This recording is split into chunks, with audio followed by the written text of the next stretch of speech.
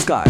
UPPCS 2026 की परीक्षा ये एक बड़ा लक्ष्य है और इस सफर की शुरुआत होती है प्रीलिम्स के जनरल स्टडीज पेपर 1 से। तो आज हम ये समझेंगे कि इस पहली और सबसे अहम बाधा को पार करने के लिए एक सॉलिड रोड मैप कैसा होना चाहिए।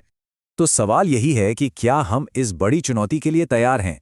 देखिए, जनरल स्टडीज पेपर 1 सिर्फ पहला स्टेप नहीं है, ये आपकी पूरी जर्नी की नींव है। और अगर ये नींव कमजोर रह गई तो आगे का रास्ता अपने आप बंद हो जाता है। अब इस चुनौती से निपटने के लिए एक स्ट्रक्चर्ड अप्रोच तो चाहिए ही। तो चलिए target UPPCS 2026 prelims quick revision batch के जरिए समझते हैं कि एक अच्छी तैयारी का सिस्टम असल में दिखता कैसा है। किसी भी सफल तैयारी की जो बुनियाद होती है वो है उसका करिकुलम। तो आइए देखते हैं कि एक असरदार करिकुलम को कैसे डिजाइन किया जाना चाहिए ताकि कोई भी जरूरी टॉपिक पीछे ना छूटे। 100 से ज्यादा क्लासेस ये सिर्फ एक नंबर नहीं है। इसका मतलब है कि हर सब्जेक्ट को सिर्फ ऊपर ऊपर से नहीं पढ़ाया जाएगा, बल्कि उसकी गहराई में जाकर समझा जाएगा, जहां से असल में मुश्किल सवाल बनते हैं। किसी भी तैयारी में टाइम मैनेजमेंट सबसे जरूरी होता है। यहां देखिए, इतिहास को सबसे ज्यादा 30 दिन दिए गए हैं। क्यों? क्योंकि पिछले कुछ सालों में इस सब्जेक्ट का वेटेज बहुत ज्यादा रहा है। इसी तरह भूगोल, राजव्यवस्था और विज्ञान जैसे जो कोर सब्जेक्ट्स हैं, उन्हें भी बराबर का वक्त दिया गया है। और अगर हम इसे और ध्यान से देखें तो हर सब्जेक्ट का फोकस एरिया कितना क्लियर है। इतिहास में सिर्फ इंडियन हिस्ट्री नहीं, बल्कि वर्ल्ड हिस्ट्री भी है। और वहीं सिर्फ 5 दिनों में यूपी स्पेशल पर फोकस करना ये दिखाता है कि राज्य से जुड़े सवालों को कितनी अहमियत दी गई है, क्योंकि अक्सर यही सवाल आपकी रैंक तय करते हैं। देखिए, एक अच्छा करिकुलम होना तो कह सकते हैं कि आधा काम है। असली चुनौती तो तब आती है जब आप अकेले पढ़ रहे होते हैं और कहीं अटक जाते हैं। यहीं पर एक मजबूत सपोर्ट सिस्टम या एक पूरा टूलकिट काम आता है। एक असरदार सपोर्ट सिस्टम के 4 पिलर होते हैं। पहला, एक्सपर्ट टीचर्स जो मुश्किल कॉन्सेप्ट्स को भी आसान बना दें। दूसरा, बिल्कुल सटीक स्टडी नोट्स जो आपका कीमती समय बचाएं। तीसरा, पर्सनल गाइडेंस ताकि आप रास्ते से न भटकें। और चौथा, अपनी तैयारी को परखने के लिए टेस्ट सीरीज। ये चारों चीजें मिलकर ही तैयारी को पूरा करती हैं। मॉक टेस्ट का असली मकसद सिर्फ ये जानना नहीं है कि आपको कितना आता है। इसका सबसे बड़ा फायदा है परीक्षा के प्रेशर को झेलने की आदत डालना।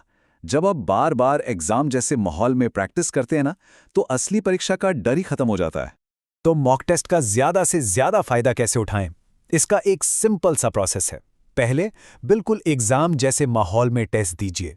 फिर अपनी गलतियों से अपनी कमजोरियों को पहचानिए, उन पर काम करिए और फिर बेहतर टाइम मैनेजमेंट के साथ अगला टेस्ट दीजिए।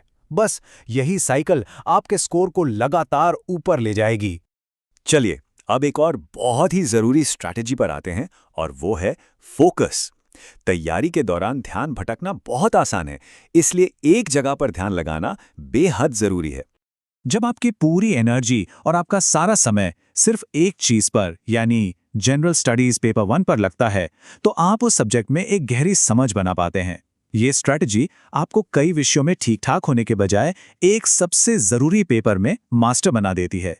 इसका सीधा सा फायदा यह है कि आपकी एनर्जी बढ़ती नहीं है। आप प्रीलिम्स के लिए सबसे जरूरी कोर सब्जेक्ट्स पर इतनी मजबूत पकड़ बना लेते हैं जो आपकी सफलता की सबसे पक्की नींव बन जाती है।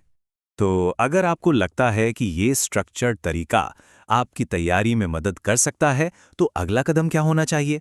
आइए जानते हैं। आमतौर पर इस तरह के फोकस्ड बैच में सीटें लिमिटेड रखी जाती हैं। इसका मकसद ये होता है कि हर एक स्टूडेंट पर पर्सनली ध्यान दिया जा सके, जो कि बड़ी भीड़ वाली क्लास में मुमकिन नहीं हो पाता। प्रोसेस काफी सीधा है। एनरोल करके अपनी सीट पक्की की जा सकती है और क्लास का शेड्यूल भी जल्द ही बता दिया जाएगा। एनरोल करने के बाद आप स्टूडेंट डैशबोर्ड पर हेल्प एंड सपोर्ट के जरिए अपनी फ्री टेस्ट सीरीज भी एक्टिवेट करवा सकते हैं। और हाँ, एक आखिरी मगर जरूरी बात, किसी भी प्रोग्राम को ज्वाइन करने से पहले उसकी रिफंड और कैंसिलेशन पॉलिसी को अच्छी तरह से पढ़ लेना एक अच्छा आइडिया होता है, ताकि आगे चलकर कोई कंफ्यूजन ना रहे। तो अंत में सवाल फिर से वही है, आप 2026 में अपनी यूपीपीसीएस यात्रा के लिए एक मजबूत नींव कैसे बनाएंगे? याद रखिए, सही स्ट्रैटेजी और सही गाइडेंस आपकी सफलता के चांसेस को कई गुना बढ़ा सकते हैं। तो आपका अगला कदम क्या होगा?